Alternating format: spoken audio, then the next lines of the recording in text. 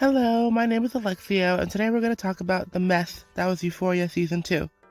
Euphoria Season 2 premiered on January 9th, 2022 to huge ratings. Everyone was dying to know what happened after Season 1 ended with a big cliffhanger. And every Sunday we would gather around our laptops and our phones to see what would happen to our beloved characters. I'm going to discuss character arcs I did like and character arcs I didn't. First off, we have Rue, our main protagonist.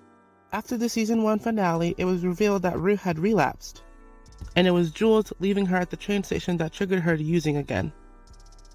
We start off Season 2 with Rue and Jules' relationship rekindled, and Rue is actively trying to hide the fact that she is using again. This season, she makes a new friend at a New Year's party, Elliot. Elliot is kind of an enabler, and he drives a wedge between Rue and Jules' relationship. In fact, he enables her so much that she thinks that it's a good idea to steal a bunch of drugs from a drug overlord. She then proceeds to use and not sell any of the products she was given. Then she's confronted by her mom and her sister for relapsing. She ends up running from home and has a traumatic experience at the drug overlord's Lori's house. After that, she decides to remain clean for the sake of her mother and her sister. Rue arguably had the best character arc this season, and by the end of Season 2, she was willing to change and grow. But there was a couple loose ends still left in her story, like how Elliot and Jules flushed her supply, but she got no repercussions. Viewers, me included, were anticipating her arc to end in immediate danger, but it resulted in a happy ending that didn't really make any sense. Jules was heavily sidelined this season. The only arc she had was cheating on Rue and telling her mom that she was using again. The writers managed to make her very unlikable despite her being my favorite character in Season 1. Elliot, the newcomer, was a needless addition to the cast. He was basically added to break Rue and Jules up and plug his music. Maddie this season was very laid back and chill, and we got to see a softer side to her.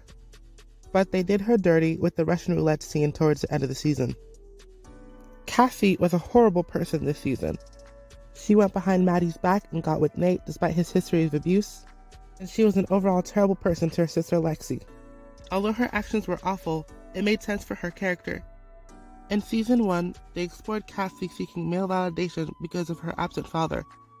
And seeing as how she has always been in a relationship, it made sense to her to latch onto Nate, despite the consequences. Nate remained pretty consistent from Season 1. Although he's somewhat reconciled with Jules, I just wish it wasn't at Maddie's expense. And it was satisfying seeing his father go to jail, but it would have been more satisfying if he went to the slammer too. Kat was basically a non-factor, and we all know why. It was frustrating seeing her and Ethan break apart, even though they were the only healthy relationship on the show. Lexi kind of grew into her own this season and started a little romance with Fez. Fez got his revenge, but Ashtray ended up dying for some reason. It was very traumatizing and very unnecessary.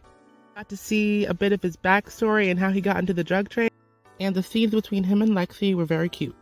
Season 2 was very entertaining, but also very messy.